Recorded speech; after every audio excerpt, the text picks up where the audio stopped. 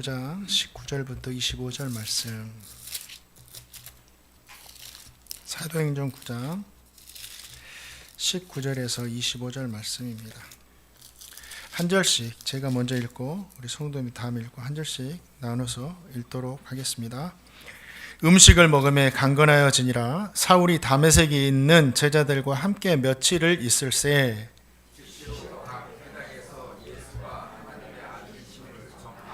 듣는 사람이 다 놀라 말하되 이 사람이 예루살렘에서 이 이름을 부르는 사람을 멸하려던 자가 아니냐. 여기 온 것도 그들을 결박하여 대제사장들에게 끌러가고자 함이 아니냐 하더라.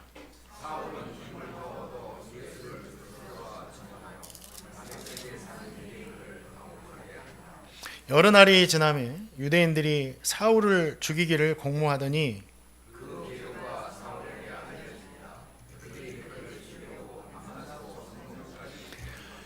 함께 읽겠습니다. 그의 제자들이 밤에 사울을 광주리에 담아 성벽에서 달아내리니라. 아멘. 다메섹으로 가는 도중에 예수님을 만나게 된 사울이 예수님을 믿게 되고 세례를 받게 됩니다. 그 후에 힘을 얻고 제자들과 함께하면서 다메섹에서도 즉시로 예수님의 복음을 전하기 시작했습니다. 유대인들은 예수님을 믿고 복음을 전하는 사울의 모습을 보면서 정말 놀라움을 감출 수 없었습니다. 엊그제까지만 해도 예수님을 부인하던 자가 이제 그가 예수님이 하나님의 아들이라고 말하는 것에 대해서 이해할 수가 없었습니다. 결국은 사울도 당했구나 생각하면서 그를 죽이기로 모의를 합니다. 그런데 사울은 다메섹에 있는 제자들의 도움을 받아서 그곳을 피할 수가 있게 되었습니다. 오늘 말씀을 통해서 저와 성도님에게 주시는 귀한 신앙의 교훈과 은혜들이 담겨 있습니다. 자, 사도행전 9장 19절 말씀 같이 한번 읽어봅니다. 시작.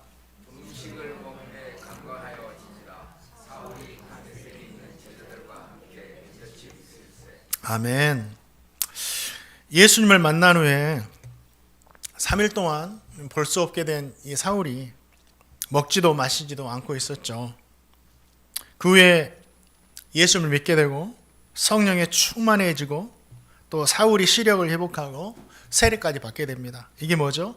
완전히 영혼이 구원받고 회복된 겁니다. 또 음식을 먹고 강건하여졌다라고 했습니다. 이게 뭐예요? 몸과 마음도 이제 강건해진 거죠.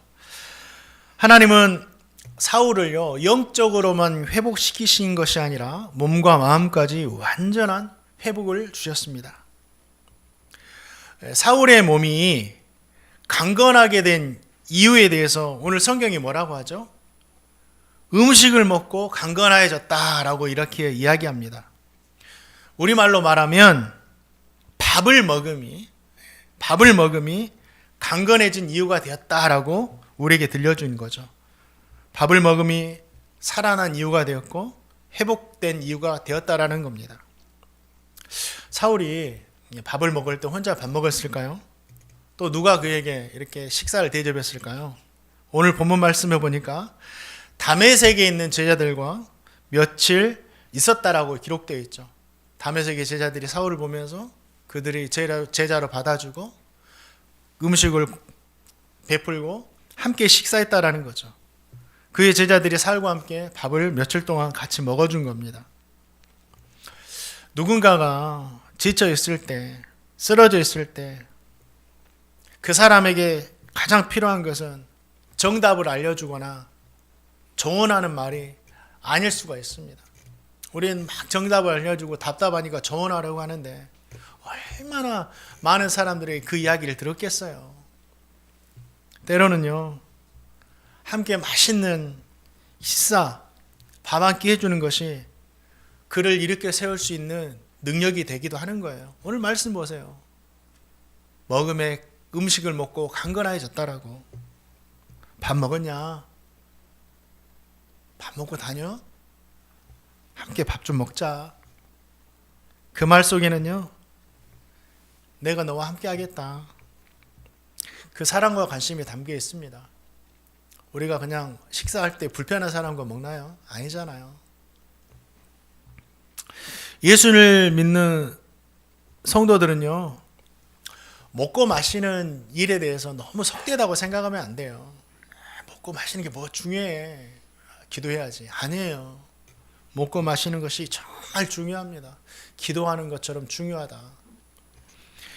예수님은 말씀으로만, 기도로만 사람들을 세우신 것이 절대 아니에요. 복음서를 보세요.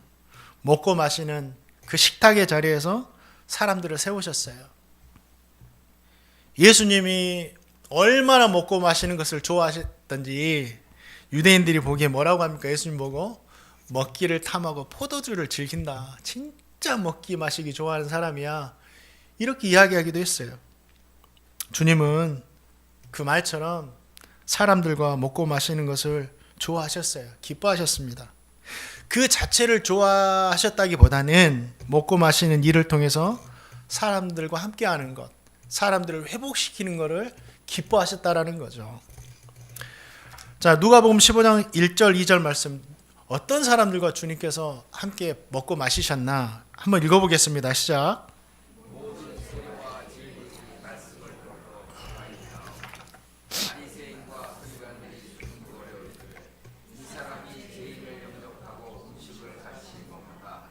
아멘. 우리 주님이 함께 식사하는 사람이 누구예요? 죄인들, 꺼려하는 사람들, 일반 사람들은 가까이 가지 않으려는 그 사람들과 함께 먹고 마시고, 세리들은 민족의 배신자들, 이스라엘 배신하고 로마 정권에 붙어가지고 꿀 빨아먹고 있는 사람들, 우리나라로 말하면 친일파들. 근데 주님은 그들과 함께 먹고 마셔 주셨다라는 거죠. 이해할 수 없죠. 진짜 회복이 필요한 사람들에게 주님은 그들이 누구든지 그들과 함께 먹고 마셔 주셨다라는 겁니다. 주님은 그들뿐만 아니라 마리아와 마르다의 집에서도 함께 식사하셨어요. 또 벳세다 광야에서 5,000명이나 되는 사람들을 오병이어를 통해서 함께 식사하셨다라는 거죠. 자신을 미워하는 바리새인 집에도 그 바리새인과 함께 먹고 마시며 이렇게 시간을 가지셨습니다. 그뿐 아니에요. 주님은 십자가에 죽으시기 전날 밤에도 사랑하는 제자들 불러다 놓고 뭐 하셨어요? 최후의 만찬이라는 식사를 하셨어요. 떡을 떼고 잔을 나누면서. 부활하신 주님께서 갈릴리 바다에서 물고기 잡고 있는 제자들에게 찾아오셨죠. 디베랴 호수, 그러니까 갈릴리 바다가 커요. 갈릴리 호수가 큰데 그 주에 많은 도시가 있는데 그 도시 중에 하나가 디베랴라는 곳이 있어요. 그 디베랴 앞에 있는 그 호숫가에서, 갈릴리 바다죠, 그 한 부분에서 제자들이 물고기를 잡고 있었어요. 물고기 잡고 딱 무트로 올라오니까 주님께서 뭐 하고 주님이 계신 거예요. 그 무트에서, 땅에서 주님 뭐 하고 계셨어요? 말씀 보니까 숯불 위에 불을 펴시놓고 떡을 올리고, 생선을 올려놓고 떡을 준비하고 계셨다라는 거예요. 그리고 물고기 잡고 올라온 이 제자들에게 하시는 말씀이 뭐예요? 와서 저반을 먹어라. 아침밥 먹어야지. 이야기를 하시는 거예요. 그리고 함께 그 아침밥을 먹으면서 잡수시면서 그 식탁의 자리에서 제자들과 관계가 회복되어지고 믿음까지 회복시켜 주셨다라는 거죠. 주님은요, 절대 함께 먹고 마시는 일을 속되다거나 가볍게 여기지 않으셨어요. 중요한 사역 가운데 하나였습니다. 먹고 마심을 통해서 말씀을 가르치셨고, 식탁은요, 그냥 배를 채우는 시간이 아니에요. 관계가 회복되고 마음이 열리고 믿음이 다시 일어나고 회복이 이루어지는 시간, 사랑이 더 돈독해지는 시간이에요. 정말 귀한 시간입니다. 주님께서 지금 이 시대에 우리를 찾아오시면 뭐라고 하실까요? 많은 이야기를 하시겠지만 제 생각에는 이런 이야기도 하실 거다. 얘들아, 다 준비해놨다. 와서 밥 좀 먹어라. 그렇게 말하실 거라 생각됩니다. 함께 먹고 마시면서 기뻐하시고 관계를 회복하시고 치유하시고, 야, 그동안 수고했다, 격려하시고 은혜 주실 것이라고 저는 믿습니다. 제 말이 아니라 복음서를 찾아보니까 주님께서 이 먹고 마심의 사역을 통해서 계속해서 그렇게 하셨다라는 거죠. 먹고 마시는 것은 절대 작은 일이 아니다. 중요하게 생각해야 돼요.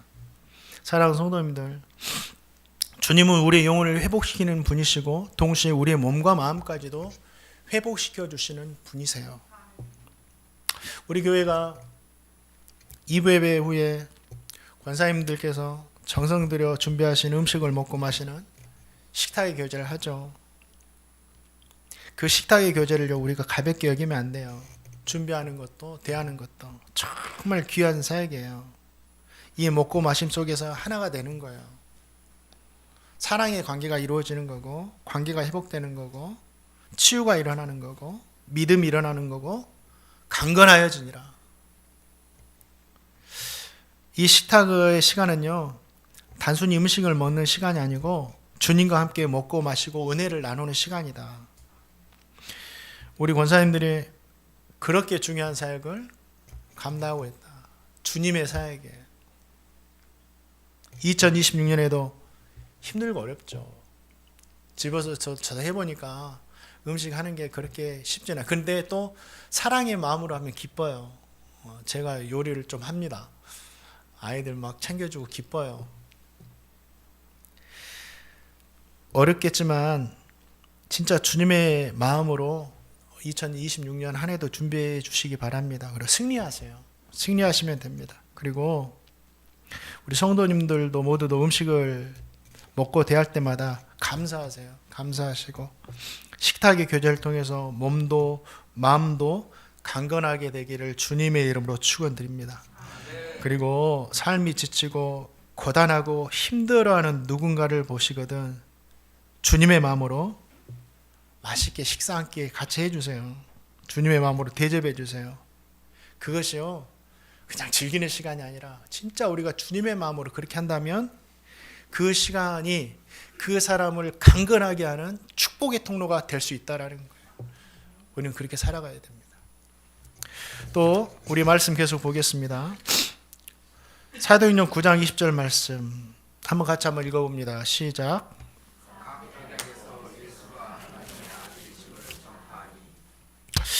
세례를 받고 제자들과 함께 교제하고 음식을 먹고 강건하여진 사울은 즉시로 회당으로 가서 예수님께서 하나님의 아들이심을 전파합니다.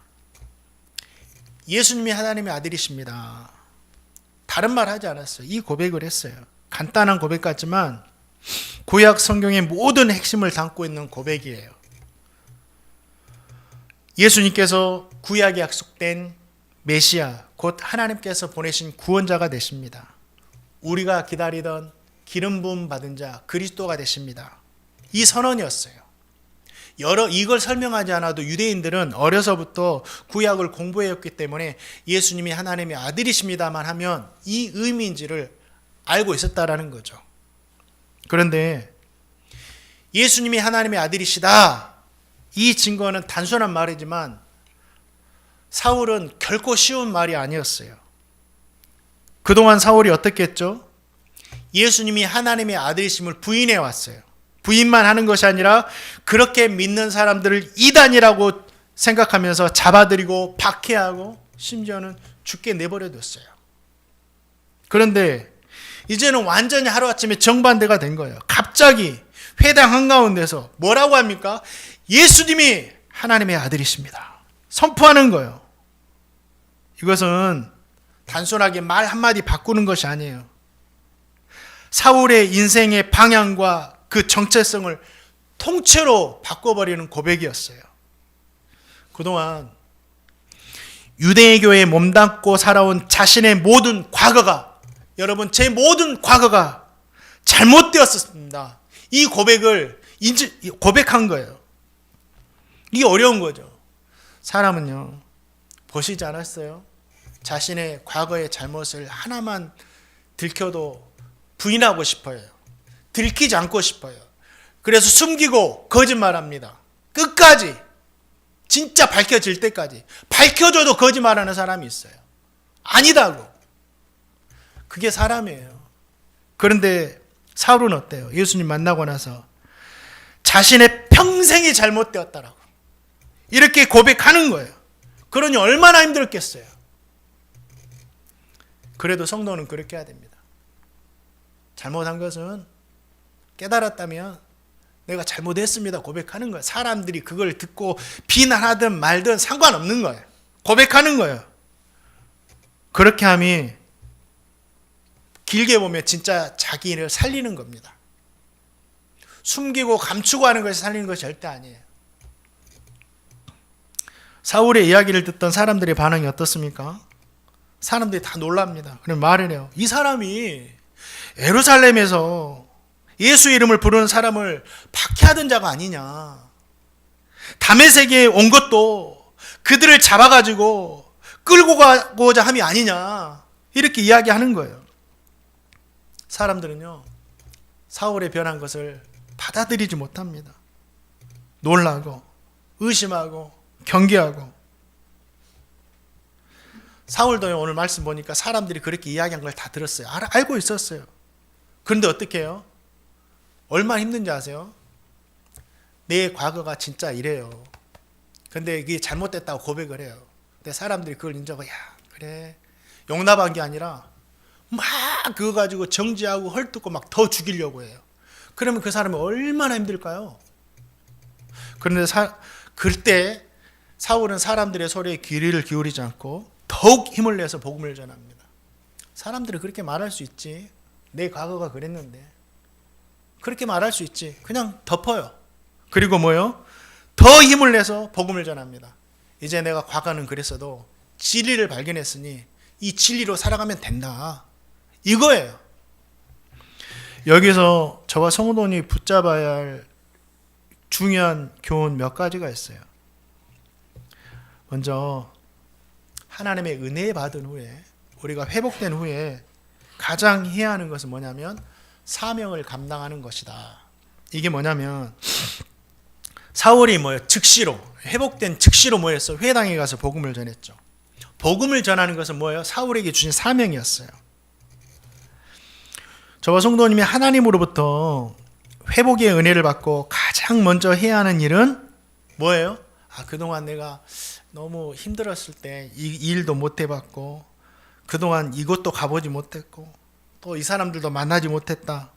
그랬으니 이제 이 사람도 만나고 절도 하고 해보자. 이게 먼저가 아니에요. 성도는 즉시로 사명의 자리로 가는 것이다. 진짜 하나님 은혜 받고 회복되면 그동안 하지 못한 걸 계산해서 하는 것이 아니라 먼저 사명의 자리로 가는 것이다. 그게 성도예요. 어떤 집사님이 큰 수술을 하셨어요. 이제 교회에 오셨는데 사람들이 좀 쉬어쉬어 했는데 아니에요. 교사의 사명을 감당하고 있었는데 수술하는 병원에 입은 게 난 못했거든요. 수술 끝나고 교회 오자마자 예배드리고 주일학교 교사 사명의 자리로 갑니다. 아이들 만나고 아픈 몸이지만 기도해주고 말씀 가르치고. 성도는 그렇게 하는 거예요. 오늘 사울이 그렇게 말해주잖아요. 성도님에게 주신 사명이 뭡니까? 복음 증가하는 건가요? 교회를 돌보는 겁니까? 선교를 힘쓰는 겁니까? 누군가를 돕는 것입니까? 아니면 나는 사명이 뭔지 모르겠어. 그런 분이 계신가요? 아니요. 하나님은 모든 분들에게 사명을 주셨어요. 우리가 인식하지 못할 뿐이지. 중요한 것은 우리가 은혜를 받고 진짜 회복이 되었다면 즉시로 뭐부터 생각해야 된다? 사명의 자리로 나가야 된다. 끝까지. 그게 진짜 아름다운 모습이에요. 사명을 감당하다 그 자리에서 하나님의 부름 받는 것이 가장 성도에게는 아름다운 모습입니다. 지난주에 고 이해찬 총리가 이렇게 돌아가셨는데 저는 그 마지막을 보면서 나의 모습도 그와 같았으면 좋겠다. 그분이 무슨 일을 했냐 이게 아니라 저는 이제 많은 마지막을 맞이하는 성도님들을 경험을 했는데 어떤 분들은 병원에 누워서 많은 것들 장치를 꽂고 이렇게 돌아가신 분이 있는데 그래도 이해찬 총리는 마지막까지 특사로 이렇게 베트남 가서 일하다가, 그것도 이제 국가의 사명이죠. 사명 감당하다가 그 사명의 자리에서 그냥 이렇게 부름을 받은 거예요. 신앙은 아니지만, 야, 나의 마지막에 그랬으면 좋겠다. 아파서 시름시름 앓다가 그냥 병원에서 이렇게 하는 게 아니라 끝까지 그냥 사명 감당하다가 그 사명의 자리에서 하나님 부르심 받으면 얼마나 좋을까, 건강한 모습으로. 사랑하는 성도님, 우리가 은혜 받았을 때 사명의 자리로 먼저 나아가시고 그 자리에서 주님을 만날 수 있는 제가 되고 우리 성도님 되시기를 주님의 이름으로 축원드립니다. 그리고 사울의 메시지는 길지 않았어요. 복음 전함은 예수님은 하나님의 아들이시다, 단순했어요. 그러나 그 단순한 한마디에 모든 것이 담겨 있죠. 이것을 이해하게 하시는 분은 성령 하나님이세요. 우리의 영역이 아니에요. 우리가 할 건 뭐예요? 간단하게, 단순하게 예수님이 하나님의 아들이세요. 이것만 증거하면 되는 거예요. 복음은요, 논쟁에서 상대방을 설득하는 것이 아니에요. 복음은 예수님을 분명하게 드러내면서 증거만 하는 거예요. 그 외의 일은 성령께서 하시는 거예요. 어렵게 생각하지 마세요. 복음은 분명한 겁니다. 저와 성도님 모두가 어렵게 생각하지 마시고 끝까지 사람들에게 복음을 전하며 살아가시기 바랍니다. 그리고 사명이라는 것은요, 사람의 인정하기 때문에 내가 하는 것이 아니라, 이 왜 사명을 감당할 수 있냐면 확신이 있기 때문에, 하나님께 받은 확신이 있기 때문에 우리가 감당하는 거예요. 뭐냐면 사울이 복음을 전하자 사람들이 놀라고 의심하고 경계하고 온갖 악한 말을 했죠. 그런데 사울은 그 반응이 흔들렸나요? 멈췄나요? 아니에요. 우리는 흔들리기 쉽고 멈추기 쉬워요. 너무 사람들의 말에 이야기하면. 그런데 오히려 거기에 아랑곳 없이 더 담대하게 힘을 얻어서 전했다라는 거예요. 왜 그렇죠? 사울의 힘은 사람들의 소리나 박수나 신뢰에서 나온 것이 아니라 주님을 만난 그 확신에서 나왔기 때문에. 내가 주님을 만났어요. 사울이 주님을 만났어요. 다른 사람 못 봐도 나는 분명히 다메섹 도상에서 빛으로 다가오신 예수를 만났고 들었고 봤어요. 그러면 된 거죠. 내가 주님을 만났다, 이보다 더 확실한 증거가 어디 있어요? 성도의 사명도 그래요. 오해가 있어도, 의심을 받아도, 과거의 내 모습 때문에 악한 평가 받아도 내가 만난 예수님이 진짜이고 진리이기 때문에 계속해서 가는 거예요. 사람들과 환경이 가로막을 때 저 성도님 기도하면 되는 거예요. 주님, 제가 사람의 시선과 말 때문에 멈추지 않게 해주십시오. 주님께 받은 은혜의 확신으로 옳고 담대하게 예수님 증거하며 살게 해주십시오. 이 신앙의 모습이 저와 성도님의 모습 되기를 주님의 이름으로 축원드립니다. 우리 마지막으로 말씀 한 구절 더 읽겠습니다. 사도행전 9장 23절 말씀 같이 한번 읽어볼까요? 시작.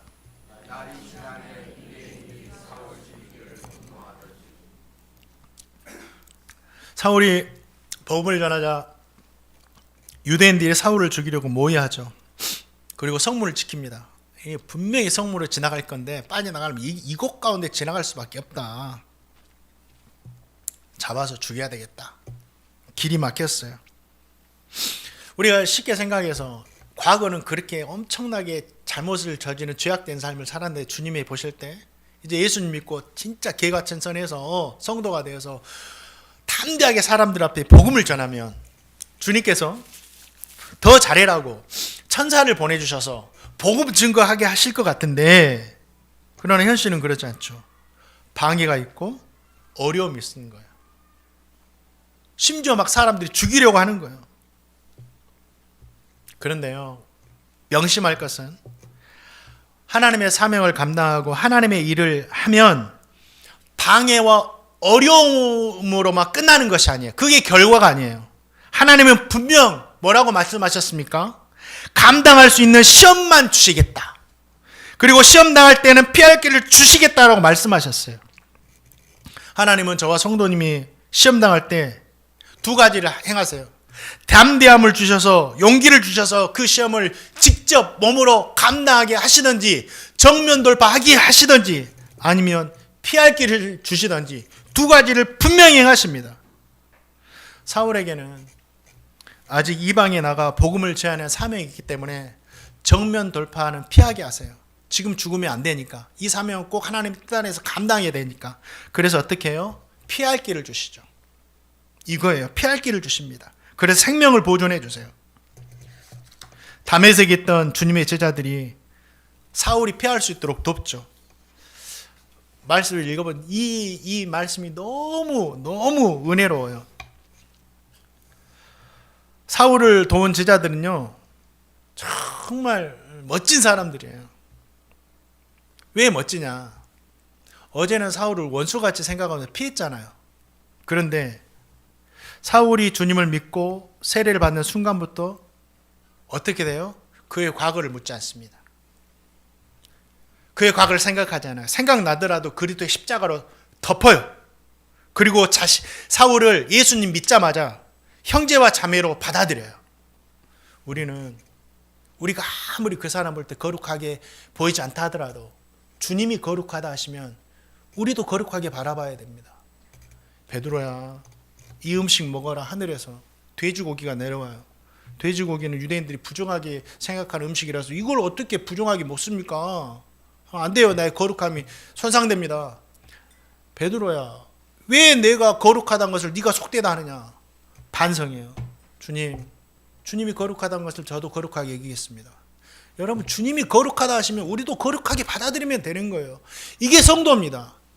다메섹의 제자들이 진짜 훌륭한 이유가 그거예요. 제자들이 사울을 돕는 방법이 뭐였죠? 도망쳐! 이거였어요. 도망치는 것도 방법이에요. 그리고 잘 도망칠 수 있도록 밤에 광주리에 담아서 성벽에 달아서 내렸습니다. 잘 도망쳐! 이건 비겁함이 아니에요. 사명을 지키기 위한 지혜였죠. 하나님은 감당할 수 있는 힘을 주셔서 정면 돌파를 요구하실 때도 있지만 때로는 피하게 하시고 숨게 하시고 다른 길로 가게 하셔서 더 긴 사명을 감당하게 하신다라는 거예요. 하나님의 방법은 사람에 따라서 주어진 시간에 따라서 다른 거예요.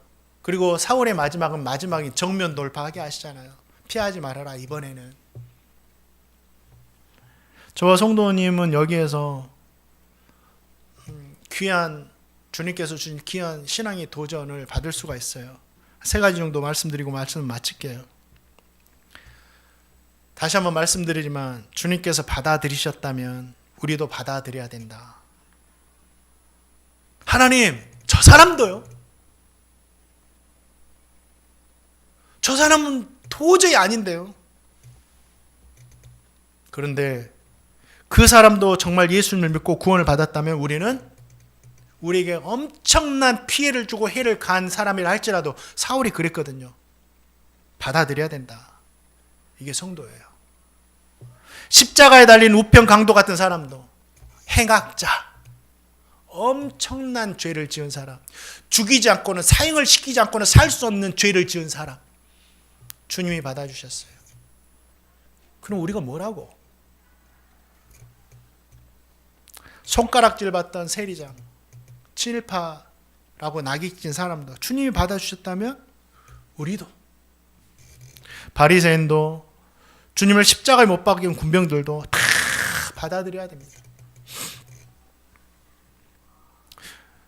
우리가 근데 주님을 십자가에 못 박은 사람들은 받아들이기 쉬워요. 주님이 용서하셨으니까. 그런데 행악자는 받아들이기가 좀 어렵네. 아니에요.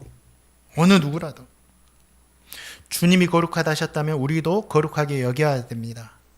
주님이 하나님의 자녀라고 받아주셨다면 우리도 그렇게 해야 됩니다. 하지만 그렇게 하는 것이 어려워요.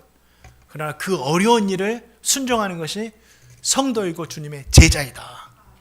우리의 세계관은 사람을 보는 세계관도 달라져야 돼요. 주님의 시선으로 바라봐야 돼요.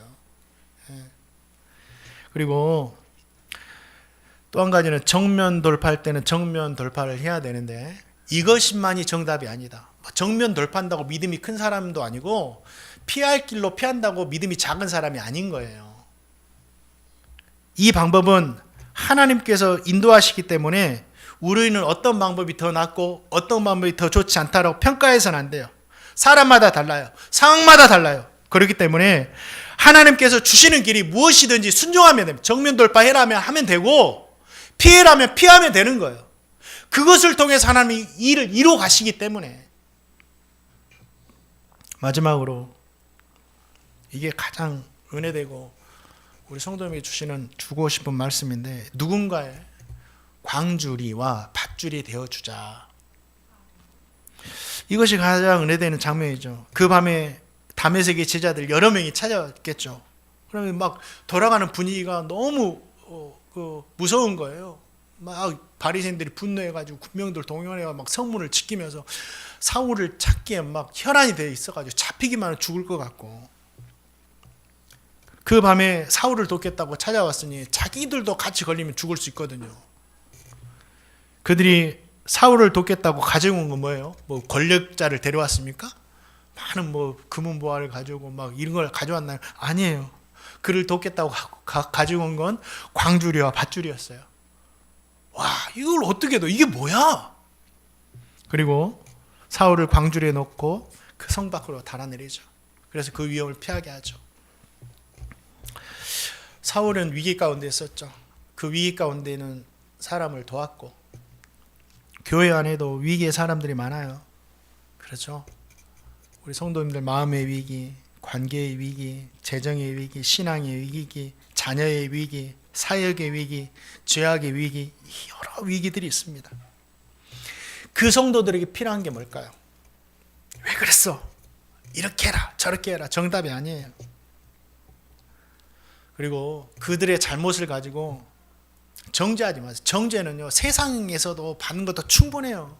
세상은 용납하지 않아요. 요즘에는 막 30년, 50년 전의 일까지 막 끄집어내가지고 사람을 죽이려고 하는데,